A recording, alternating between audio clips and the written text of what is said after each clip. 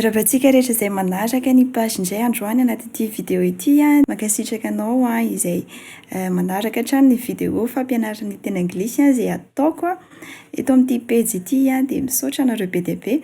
Androany isika hianatra prononciation indray, izany hoe fanononana. Tadio fa amin'ny fianarana ny teny anglisy dia misy natao hoe silent letters. Izany hoe na dia eo ary ny litera iny hitanao misoratra eo dia silent ilay izy, izany hoe tsy tononona, atao ohatran'izy izy. Dia androantsika hiresaka manokana momba ny silent L. Ireto misy teny vitsivitsy izay hitako hoe hitantsika foana rehefa miresaka amin'ny teny anglisy izany fa nefa tsy tonona ny L rehefa miteny izy reto, izay mahatonga ilay hoe silent L. Ny voalohany dia ny talk, izany hoe tsy talk fa talk. Fehezanteny miaraka aminy: Can I talk to you for a minute please? Can I talk? Izany hoe tsy can I talk fa can I talk to you please? Izany hoe afaka miresaka aminao 2 minitra ve za azafady? Manaraka ny walk. Walk tsy walk fa walk. She really likes going for a walk.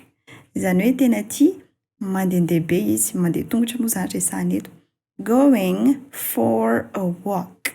Tsy walk fa walk satria silent ilay L. Teny manaraka miaraka amin'ny silent L. Half. Tsy half fa half. We've only half an hour to get ready. We've only half an hour to get ready. Half fa tsy half. Izany hoe manana atsasakadiny isika mba hiomanana zany. Manaraka indray dia ny could. Be dia be isika no miteny hoe could fa nefa could ilay izy. Could ohatra miaraka aminy hoe could we walk a little faster? Izany hoe could dia taony koa izao isan'ilay walk ihany. Could we walk? Could we walk a little faster? Manaraka ny should, tsy should fa should. We should leave early. Izany hoe should, we should.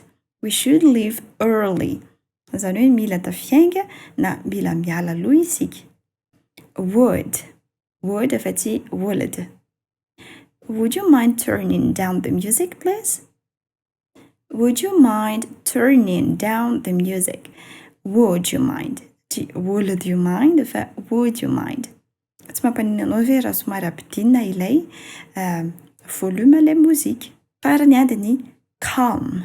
Tsy calm fa calm.